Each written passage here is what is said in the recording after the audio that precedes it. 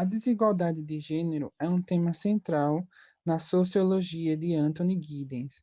Para ele, o gênero não é apenas uma diferença biológica entre homens e mulheres, mas uma construção social que define papéis, comportamentos e oportunidades de forma desigual. Ou seja, o que significa ser homem ou ser mulher muda conforme a cultura, o tempo e o contexto histórico.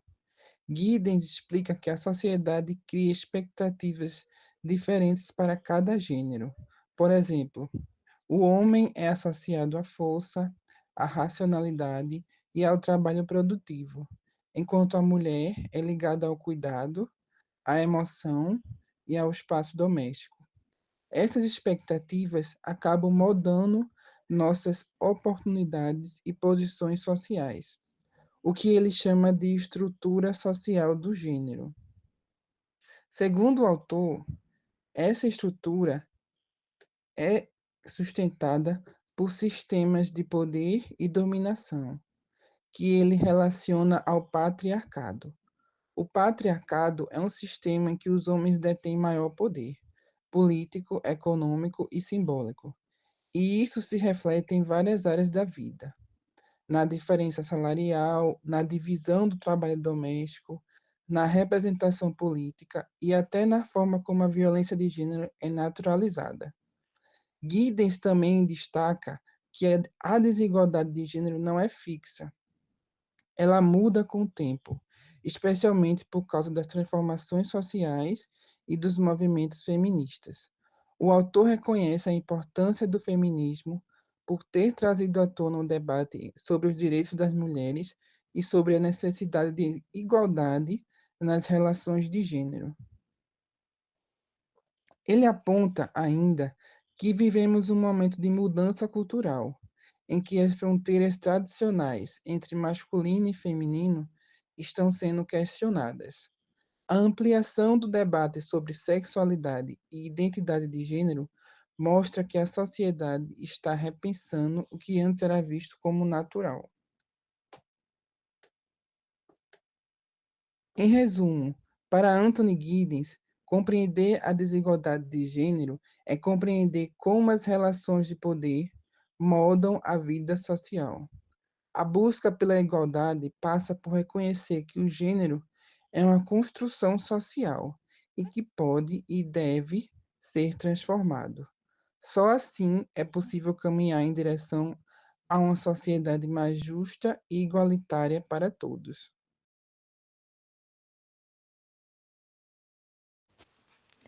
Desde o início dos tempos, a humanidade teve uma fixação curiosa por ordem, e nada simboliza mais essa tentativa de controle do que a família tradicional.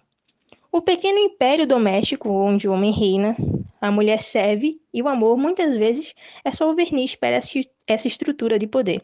Mas calma, isso é um pensamento do feminismo radical, aquele movimento que, segundo Giddens, não pede reforma, ele pede ruptura. Para as feministas radicais, a família é o berço dourado do patriarcado, uma espécie de creche ideológica onde se ensina as meninas a serem dóceis e dispostas. É o lugar onde o amor se confunde com obediência e o afeto com servidão. Aí surge Freud, com seu charuto e a sua teoria fálica. Ele olhou para a psique e viu, bem, o pênis.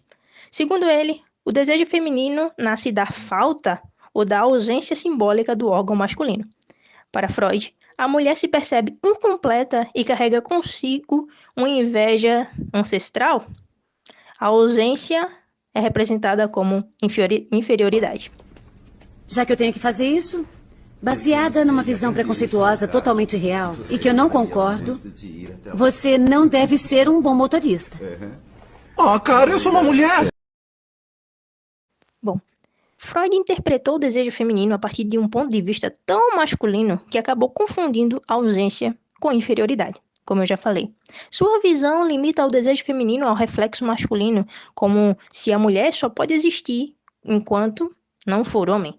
Já Nancy Chodorow, tentando corrigir o velho mestre, coloca a maternidade no centro da identidade feminina. Para ela, O cuidado é aprendido na infância, quando as meninas internalizam o papel materno ao se identificarem com suas mães. O Atlas da Violência 2025, realizada pelo Instituto de Pesquisa Econômica Aplicada, apresenta que em 2023 o Brasil registrou 45.747 homicídios, o que corresponde a uma taxa de 21,2 homicídios por habitante, a menor registrada em 11 anos. A queda em relação a 2022 foi de cerca de 2,3%. Essa redução é atribuída em parte a fatores como o envelhecimento demográfico da população, o uso de inteligências e planejamento nas políticas de segurança públicas e até mesmo a trégua entre certas regiões entre grandes facções criminosas. O estudo, pela primeira vez, inclui também uma seção sobre violência de trânsito, destacando o crescimento de mortes de motociclistas nas últimas décadas. O problema persistente, apesar da queda geral, há desigualdades estruturais fortes. Pessoas negras têm 2,7 vezes mais chances de serem vítimas de homicídio, em comparação com pessoas negras, não negras. A violência entre jovens de 15 a 29 anos segue muito elevada. Quase metade dos homicídios, 47,8% em 2023, teve vítimas nessa faixa etária. Para mulheres, embora haja queda ao longo dos anos, em 2023 houve 3.903 homicídios femininos, o maior nível desde 2018, e a taxa para mulheres negras permanece especialmente alta. A violência contra a população LGBTQIA+, cresceu muito. O relatório registra aumentos expressivos no atendimento hospitalar de mulheres e homens que se identificam como LGBT+, entre 2014 e 2023.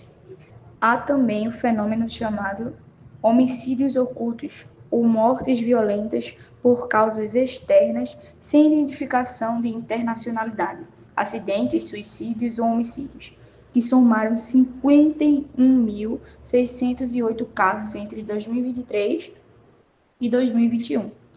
Os estados das regiões sul, bem como o Distrito Federal, São Paulo e Minas Gerais, apresentam as menores taxas de homicídios por 100 mil habitantes quadrados. Nas regiões norte e nordeste, as taxas permanecem mais elevadas. Por exemplo, o Amapá teve uma das maiores taxas registradas. O Atlas da Violência 2025 mostra uma melhora significativa no panorama da violência letal no Brasil, mas também deixa claro que muitos desafios permanecem, sobretudo no que diz respeito à desigualdade por raça, gênero, faixa etária e localidade. A queda do número de homicídios é uma notícia positiva, mas há urgente necessidade de políticas públicas específicas para grupos vulneráveis e locais com taxas elevadas. O site do Atlas da Violência também oferece uma área de consultas, onde é possível acessar dados detalhados sobre homicídios e diferentes tipos de violência no Brasil. Nessa seção, as informações estão divididas por categorias, como mortes violentas, violência sexual e violências de gênero. Ao clicar em cada categoria, o usuário é direcionado para uma página com dados estatísticos que podem ser visualizados diretamente na tela ou baixados em planilha. Essa ferramenta permite fazer comparações por estado, faixa etária, raça, gênero e outros recursos, facilitando o acesso a informações atualizadas e confiáveis sobre violência no país. Então, como tudo isso se aplica na administração? Bom, com base no pensamento de Giddens, as instituições podem abordar a desigualdade de gênero ao reconhecer a dinâmica entre a agência e a estrutura. Em vez de ver as pessoas como vítimas passivas de estruturas sociais, a teoria da estruturação de Giddens sugere que os indivíduos constantemente reproduzem e mudam essas estruturas por meio de suas ações.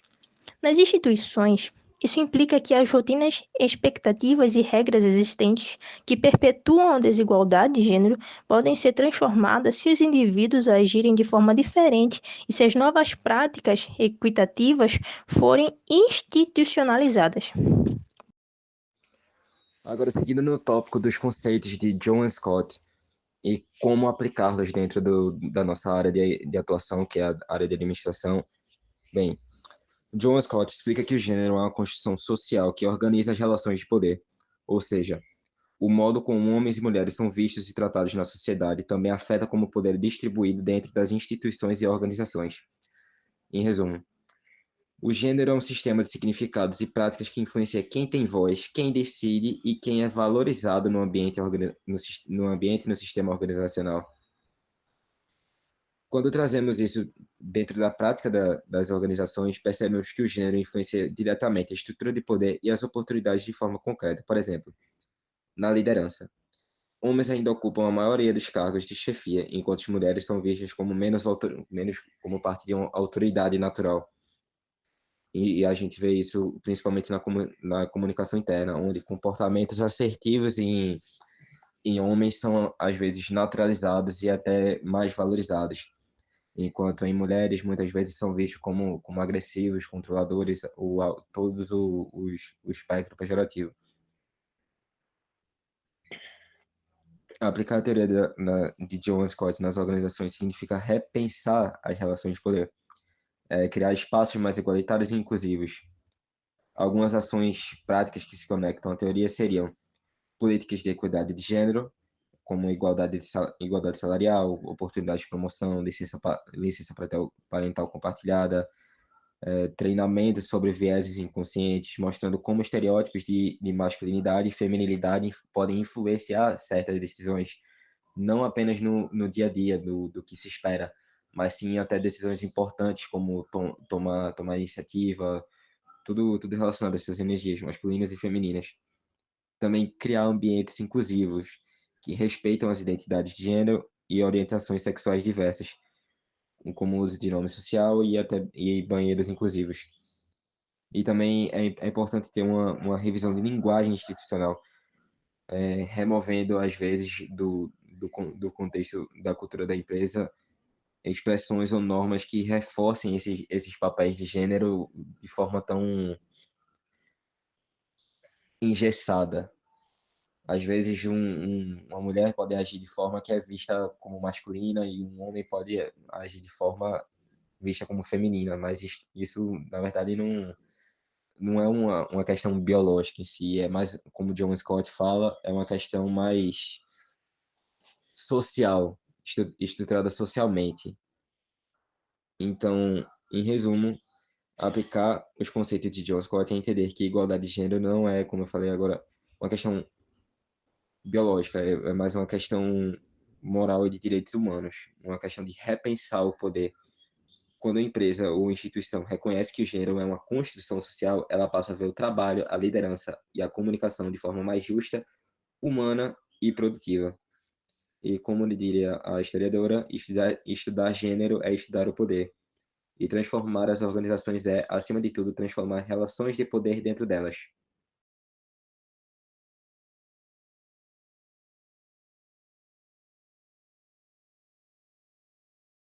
Gênero e biologia, diferenças naturais. Anthony Giddens, renomado sociólogo britânico, aborda as diferenças de gênero e sexualidade em seu livro Sociologia. Segundo Giddens, o gênero é uma construção social que define os papéis e comportamentos esperados de homens e mulheres em uma sociedade. Ele destaca a distinção fundamental entre sexo e gênero, onde o sexo se refere a diferenças biológicas e o gênero às características socialmente construídas. Giddens identifica 3 abordagens principais sobre as diferenças entre homens e mulheres. Abordagens biológicas. Alguns autores defendem que as diferenças de comportamento entre homens e mulheres têm uma base biológica relacionada a hormônios, cromossomos e genética. Essa abordagem sugere que as diferenças biológicas entre sexo podem influenciar comportamentos em papéis sociais. Já a abordagem de socialização, outros argumentam que as diferenças são resultados de socialização e da aprendizagem dos papéis de gênero. Segundo essa abordagem, as crianças aprendem a se comportar de acordo com os papéis de gêneros por meio de interações com a família, a escola e a sociedade. E a abordagem de construção social, há também aqueles que acreditam que tanto o sexo quanto o gênero são construídos socialmente. Essa abordagem sugere que a diferença entre homens e mulheres são resultado de construções culturais e sociais, e que gênero é uma performance que pode ser mudada e negociada. Além disso, Giddens discute a complexidade das relações de gênero e sexualidade, incluindo temas como masculinidade, a crise da masculinidade e as mudanças nos papéis tradicionais dos homens. Giddens argumenta que a masculinidade está passando por uma crise, pois os papéis tradicionais dos homens estão sendo questionados e redefinidos. Homossexualidade. A crescente aceitação da homossexualidade e a luta por direitos iguais. Giddens destaca a importância da aceitação e do respeito pela diversidade sexual e de gênero. A prostituição sexual, a exploração da sexualidade como um aspecto fundamental da vida humana. Giddens discute a complexidade da prostituição e a necessidade de abordá-la de forma crítica e respeitosa. Giddens destaca a importância de compreender as diferenças de gênero e sexualidade dentro de contextos sociais e culturais específicos, enfatizando a necessidade de reconhecer e respeitar a diversidade de identidades e expressões de gênero. Ele argumenta que a compreensão das complexidades das relações de gênero e sexualidades é fundamental para promover a igualdade e a justiça social. Por hoje é tudo, pessoal.